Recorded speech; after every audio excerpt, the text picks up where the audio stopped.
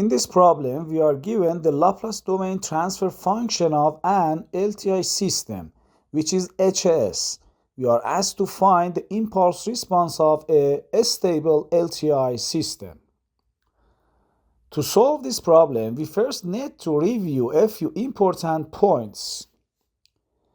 The first point is that the Laplace transform of e to the power minus at ut is 1 divided by s plus a, which the region of convergence where the real part of s is greater than minus a. The second point is that the Laplace transform of minus e to the power minus at u minus t is also 1 divided by s plus a, but with the ROC where the real part of s is less than minus a. The third point is that the Laplace transform of t e to the power minus at ut is 1 divided by s plus a all squared, with the ROC where the real part of s is greater than minus a. The fourth point is that the Laplace transform of minus t e to the power minus at u minus t is also 1 divided by s plus a all squared, with the ROC where the real part of s is less than minus a. The fifth point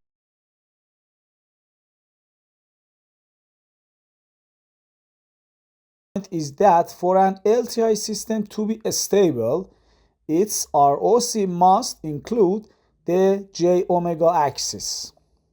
In other words, if we look at the plane, the j omega axis must lie inside the ROC.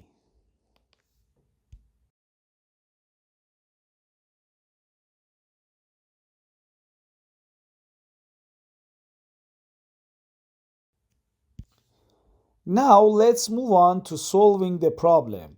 To do this, we first need to decompose HS into simpler partial fractions. Because HS has a repeated pole in the denominator, the partial fraction form will look like this. The first term will have a denominator of s plus 1. The second term will have a denominator of s plus 1 squared, and the third term will have a denominator of s plus 2. Now, our goal is to determine the numerators of these fractions, meaning we need to find the constants a, b, and c.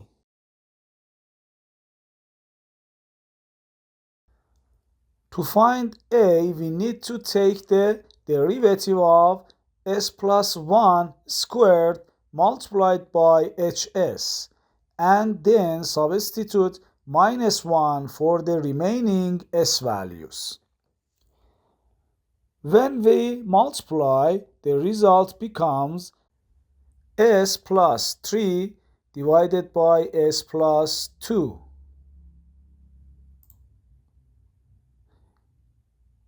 And we must take its derivative. The derivative is computed using the quotient rule. The derivative of the numerator multiplied by the denominator minus the derivative of the denominator multiplied by the numerator, all divided by the denominator squared. After performing the derivative, we substitute s equal to minus 1, and the result becomes minus 1. To compute b, we multiply s plus 1 squared by hs, and again substitute s equal to minus 1. After simplification, we obtain b equal 2.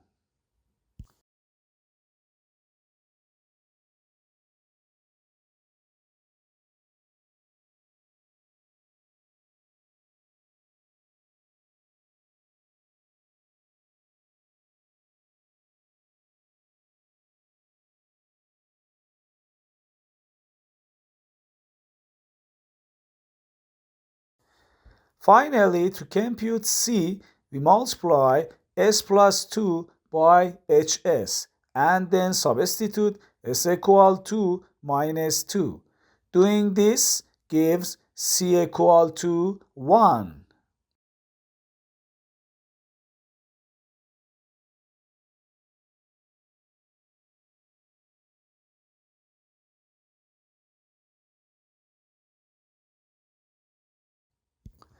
Now we have written hs in its partial fraction form.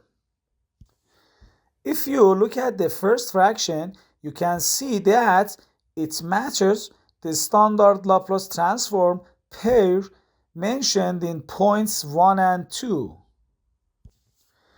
The second fraction matches the Laplace transform pairs discussed in points 3 and 4. And the third fraction again matches the Laplace transform pairs from point 1 and 2. For the first fraction, according to points 1 and 2, we have two possible inverse Laplace transforms. If the ROC is greater than minus 1, the inverse Laplace transform is minus e to the power minus t ut.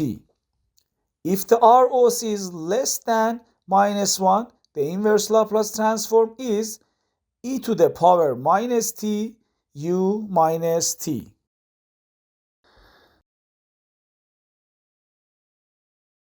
For the second fraction, according to points 3 and 4, we also have two possibilities. If the ROC is greater than minus 1, the inverse Laplace transform is 2t e to the power minus t ut.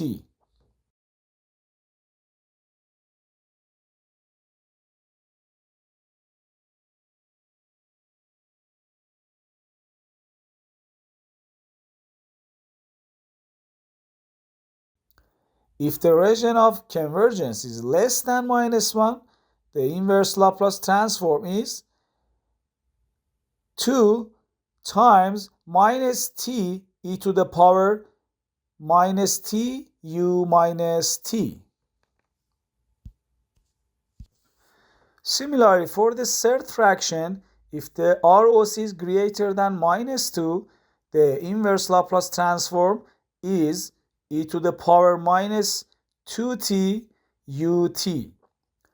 And if the region of convergence is less than minus 2, the inverse Laplace transform is minus e to the power minus 2t u minus t.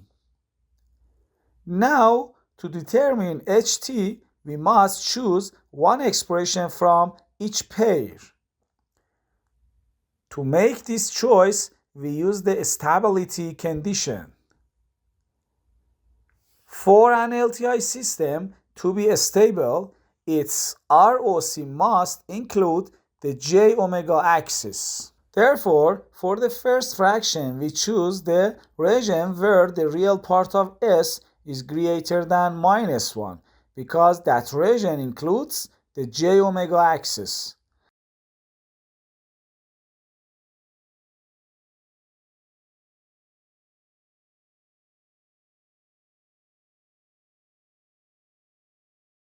So the selected term is minus e to the power minus t ut. For the second fraction, again we choose the region where the real part of s is greater than minus 1. So we select 2t e to the power minus t ut. And for the third fraction, we choose the region where the real part of s is greater than minus 2, since this includes the j omega axis. So we select e to the power minus 2t ut. Finally, by summing these three terms, we obtain the final expression for ht. In this video, we solved an important and commonly tested example involving the Laplace transform and stability of LTI systems. If you found this example helpful, you can check out other similar videos available on this channel.